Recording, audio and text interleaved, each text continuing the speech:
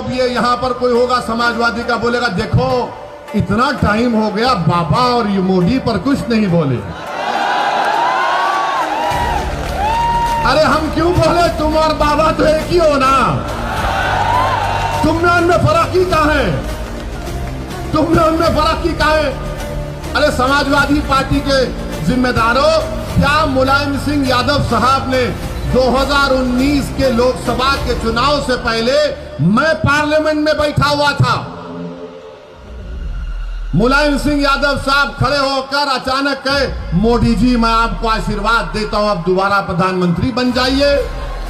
हम जब भी पूछे कांग्रेस के लोगों से, समाजवादी के लोगों से, देखो कौन बी टीम का काम कर रहा है,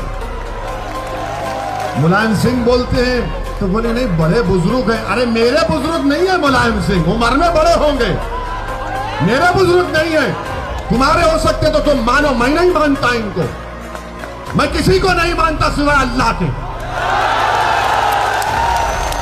मेरे अजीज दोस्तों और बुजुर्गों, मुलायम सिंह बोल दिए, कोई कुछ नहीं बोलेगा। आपके घर में शादी है, मोदी जी आते हैं तो ऐसा खुश होते हैं कि जैसा वाकई में वो दूल्हा आ गया। तस्वीर है और इनको फिक्र है ओवैसी की, ओवैसी की। अरे मुझ पर इल्जाम लगाने वालों, याद रखो मैं कोई नेक आदमी नहीं हूं, मैं खुला कह रहा हूं, मैं गुनाहगार हूं, मैं खताकार हूं, मैं सियाकार हूं, और मुझ में क्या क्या कमजोरियां हैं वो मेरा रब जानता है। मगर असदुद्दीन ओवैसी को जब मैं 3 अहादीस बार बार पढ़ता हूं अल्लाह के रसूल सल्लल्लाहु अलैहि वसल्लम की, तो मुझे एक उम्मीद नजर आती है। पहली हदीस कि जब रसूल अल्लाह सल्लल्लाहु अलैहि वसल्लम ने फरमाया कि एक महिला थी, गुनाहगार थी, मगर जब उसने रास्ते में एक कुत्ते को देखा जो प्यासा था, वो गुनाहों में लुत्फुत थी, मगर उसने उस कुत्ते को अपने कपड़े पल्लो डालकर अपनी जूती से पानी निकालकर उस कुत्ते की प्यास बुझाई, तो आका सल्लल्लाहु अलैहि वसल्लम ने फरमाया कि वो जन्नत में जाएगी। दूसरी हदीस हजरत अनस रज़ियल्लाहु तआला अन्हु रिवायत करते हैं कि एक सहाबी ने आकर पूछा, या रसूल अल्लाह सल्लल्लाहु अलैहि वसल्लम कयामत कब आएगी? रहमतुल आलमीन कमली वाले ने पूछा तूने उसके लिए क्या तैयारी की? तो कहा ज्यादा आमाल नहीं है, हसनात नहीं है, ज्यादा ज़कात सदकात नहीं है, मगर मैं आपसे बेइंतहा मोहब्बत करता हूँ। तो आका ने फरमाया कि तू मेरे साथ होगा। असदुद्दीन ओवैसी के पास कुछ नहीं है, मगर एक दावा तो कर सकता हूँ कि मैं रसूल अल्लाह सल्लल्लाहु अलैहि वसल्लम को बेपनाह चाहने वाला हूँ। आज दुनिया में मुझे मोहब्बत मिले या ना मिले, मगर उस दिन तो मिलेगी इंशाअल्लाह ताला। और तीसरी हदीस जो मुझे याद आती है कि अल्लाह के रसूल सल्लल्लाहु अलैहि वसल्लम ने फरमाया कि हशर का मैदान होगा, तुम मुझ पर इल्जाम लगा रहे हो ना, तो तैयार हो जाओ उस दिन के लिए। मेरा ईमान है, मेरा फेथ है, आप ना मानते ना मानो।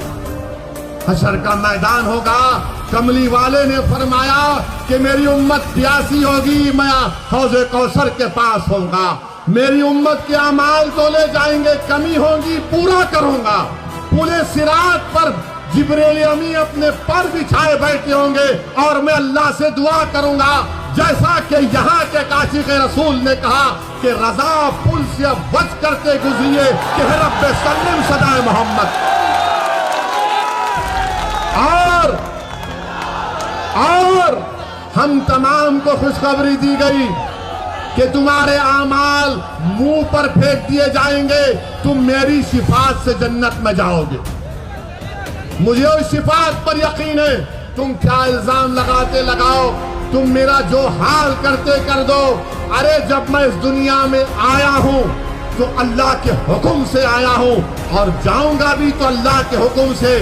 किसी जालिम की हरकत से अगर मेरी बका नहीं है तो यकीनन बका नहीं है, मगर उस जालिम की हरकत की वजह से नहीं, बल्कि रब्बे करीम ने हम तमाम का एक वक्त मुतयन कर दिया, एक तमाम वक्त मुतयन कर दिया है। और हम पर इल्जाम लगाते हैं, डरो अल्लाह से।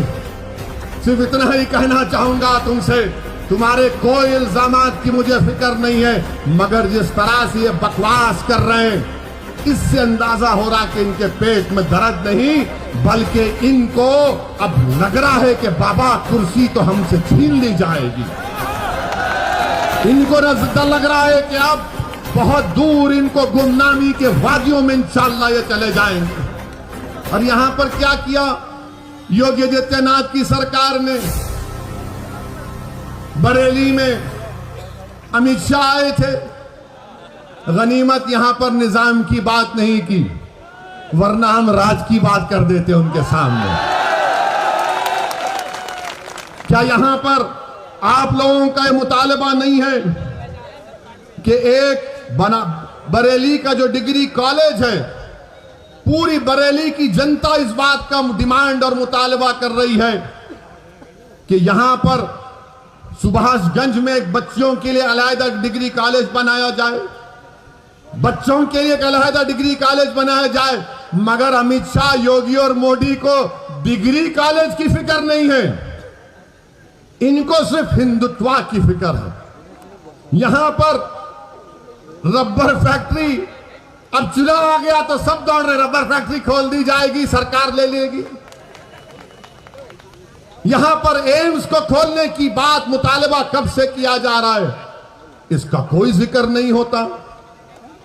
यहां पर उत्तर प्रदेश में आप कितने लोग पेट्रोल डीजल की गाड़ी या मोटरसाइकिल चलाते हैं? आप लोग बहुत खुश हैं ना पेट्रोल डीजल की कीमतों से? हाँ हाँ, चेहरे बता रहे हैं। मीडिया वाले तो नहीं बोलेंगे, बेचारों की नौकरी है। पहले इनके पास एक कैमरामैन होता था तो इनके मालिकों ने कहा कि मोदी जी ने कैमरा की कीमत बढ़ा दी, महंगाई बहुत बढ़ गई, अब तुम रिपोर्टर भी और कैमरामैन भी, दोनों 2 in 1 करो काम। देखिए मुस्कुरा रहे हमारी बात पर, मुस्कुराना तुम्हारा इकरार है, हम जानते हैं। पेट्रोल डीजल आसमानों को छू रहा है, सरसों के तेल की कीमत आसमानों को छू रही है। बाबा और मोदी की सरकार ने साबुन से लेके बनियन तक सब कीमतें बढ़ा दी हैं और उत्तर प्रदेश की जनता से कह रहे विकास के नाम पे वोट दो। काशी को हमने डेवलप कर दिया, उसके नाम पर वोट दो। आज उत्तर प्रदेश में मैं बीजेपी से पूछना चाह रहा हूं, योगी आदित्यनाथ आप झूठ बोलते हैं, आप झूठ बोलते हैं, मोदी झूठ बोलते हैं, अमित शाह झूठ बोलते हैं और ऐसी सफाई से झूठ बोलते हैं कि सामने वाला झूठ की तहकीक करेगा, सच की तहकीक करेगा और झूठ को सच मान लेगा। क्या 5 साल पहले योगी और मोदी ने नहीं कहा था कि उत्तर प्रदेश में 70 लाख नौकरियां दी जाएंगी? कहा था ना। अच्छा, आपके यहां नौजवान बहुत है माशाल्लाह से, कितनों को नौकरी की जरूरत है? मीडिया वालों की नौकरी अभी है, कितनों को नौकरी चाहिए? अब आप बताओ सच। ये कहते हैं कि हमने 6 लाख को दिया, अरे कितना फेंकते हो यार। 70 लाख नौकरियों का वादा 5 साल पहले किया गया था और 5 फरवरी 2020 की विधानसभा में उठाकर देखो आप, योगी आदित्यनाथ के एक मंत्री ने विधानसभा में खड़े होकर कहा कि उत्तर प्रदेश की अनएम्प्लॉयमेंट रजिस्टर में 33 लाख नौजवानों के नाम है जिनको रोजगार की जरूरत है। झूठ पे झूठ, सिर्फ झूठ पे झूठ। बीजेपी सिर्फ हिंदुत्व के नाम पर इलेक्शन लड़ना चाहती है। बीजेपी मुसलमानों से नफरत और खौफ दिखाकर सत्ता को हासिल करना चाहती है।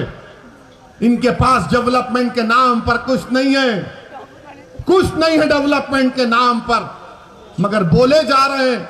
अभी आपने सुना कि वारिस पठान ने कहा कि पूरे भारत में तीसरा गरीब प्रदेश अगर कोई है, झारखंड बिहार के बाद तो उत्तर प्रदेश। मगर फिर भी विकास हुआ है। कहां का विकास हुआ हमको नहीं मालूम। हां, विकास किसका हम जानते हैं, जो नफरत फैलाते उनका विकास हुआ है। जिन्होंने भारत के मुसलमानों का नरसंहार करने की बात की, उनका विकास हुआ है। जो भारत के संविधान को, अंबेडकर के बनाए हुए